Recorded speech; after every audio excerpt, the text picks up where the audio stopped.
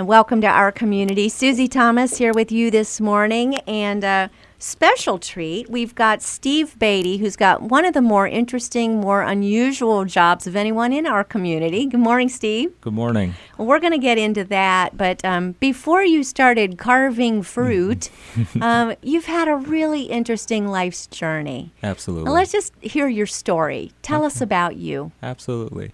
So, a lot of times when people, they always see the end result. They see the final product. They see what's polished. And a lot of times people don't understand the journey. They don't understand the encounters and different things that help mold and shape you over life.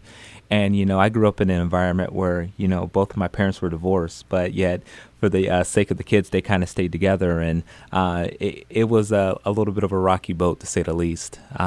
Between that era of sex, drugs, and rock and roll, so to speak, we encountered more drugs than anything in my house. But it was amazing that even though, you encountered that environment, my parents were always solid on raising us. And they try not to let their own personal demons kind of interfere, with the way that they raised us. But, kids are smart and they pick up on things, on everything that happens. And so, it wasn't the easiest upbringing, but, God always has a plan and he sees fit that those things are going to be carried out. And I had the great opportunity just to have for a small space of time in my life by a gentleman of the name of Derek Javins.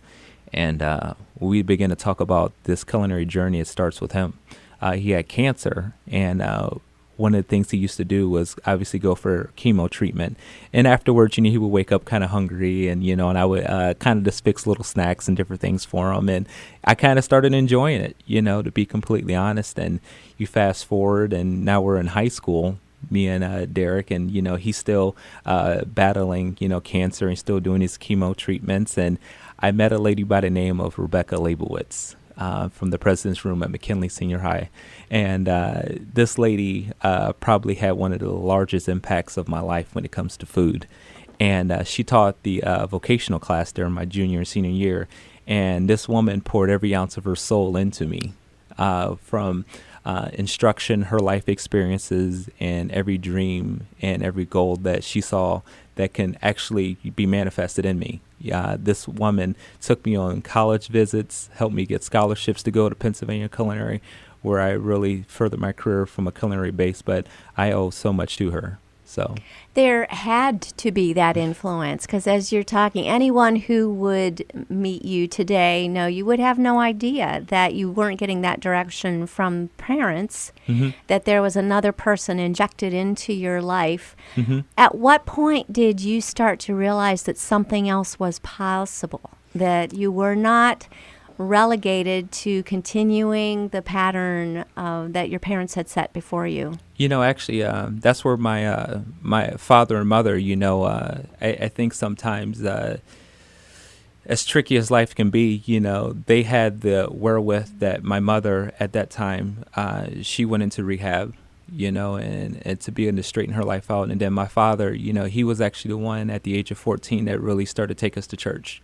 Church was something that was familiar in our house, obviously as you're trying to shake some of those difficult times in your life. But, we were kind of the family that went on special occasions, whether it was Mother's Day, Christmas, Thanksgiving, those type of things, those familiar days where you pack out the house. But my father, he really began to turn his life around, and he gave his life to Christ. And he had that rule of he went to church, everybody in his house went to church.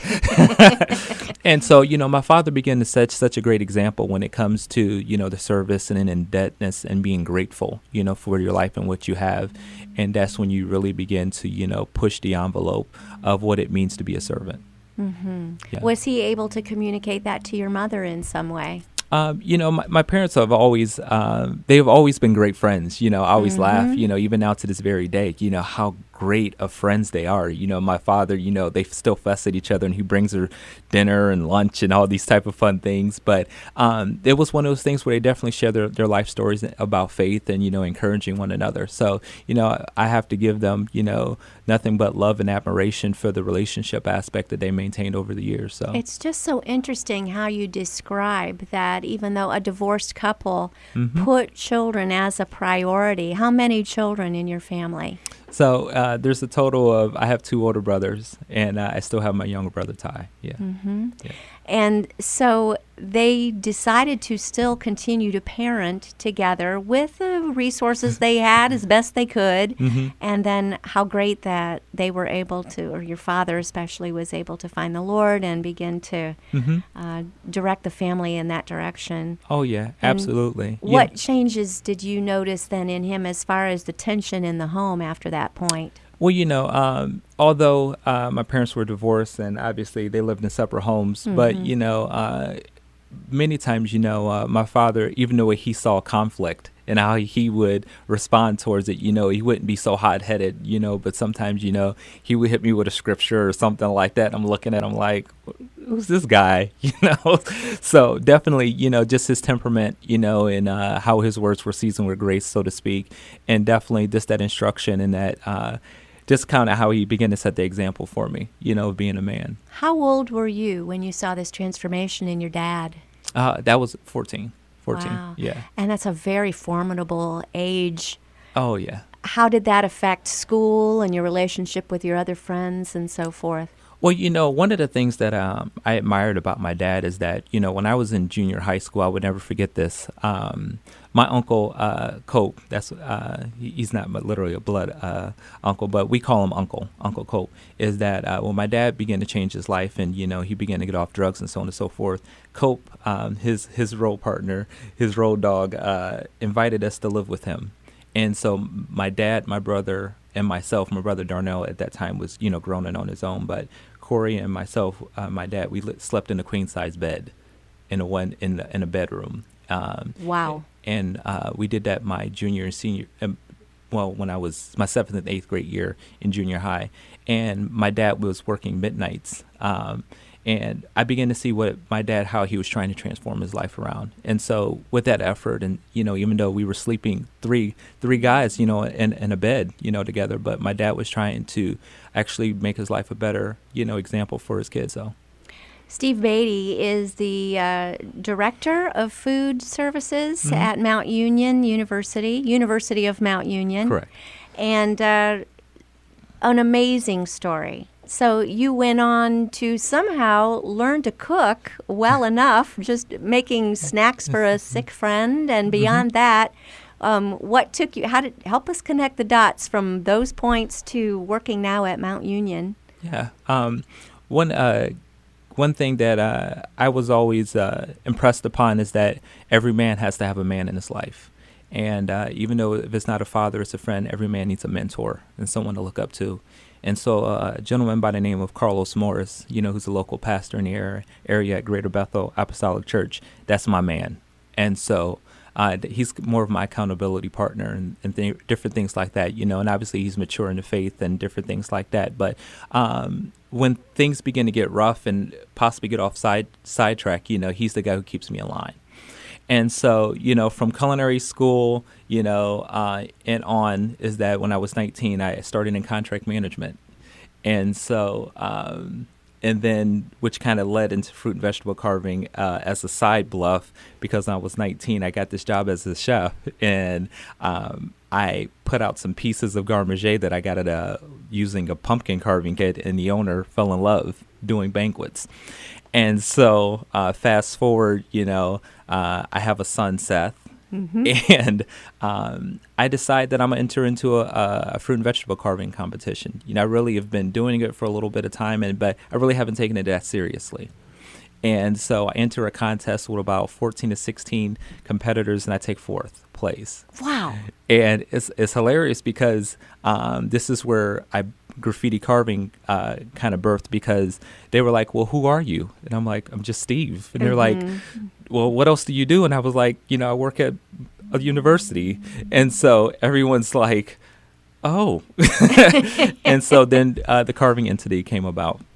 Well, I want to ask you more about the name graffiti carving, but Steve, you've got to be an artist of sorts. Did you know to be able to do art into fruit with a carving knife, but there's got to be a picture in your head that somehow you're able to make look amazing in the fruit itself.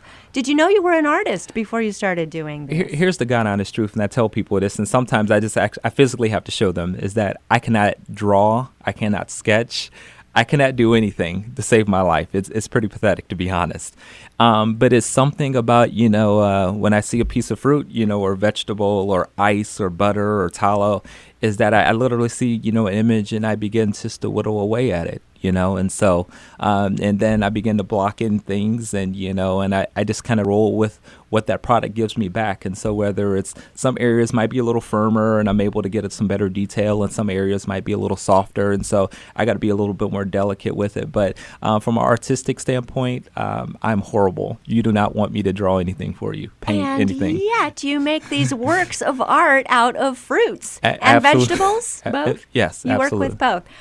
Tell us some of your more detailed, intricate, more complex patterns that you've done. You've done like floral kinds of things. Tell us a little bit. Describe these for the person who is listening to be able to see it in their mind. So, at the end of the day, when you look at fruit and vegetable carving in its exception, it was one of those things that was for royalty. In Thailand, where it originated, is that usually it was peasants and poor folks who chiseled and whittled and carved these masterpieces of art as gifts of honor to royalty and people in high positions.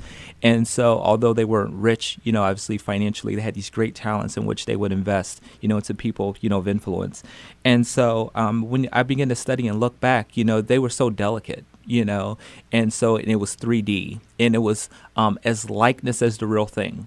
And so when I had a whole new found respect for this carving and this art is when I began to look at the history of it.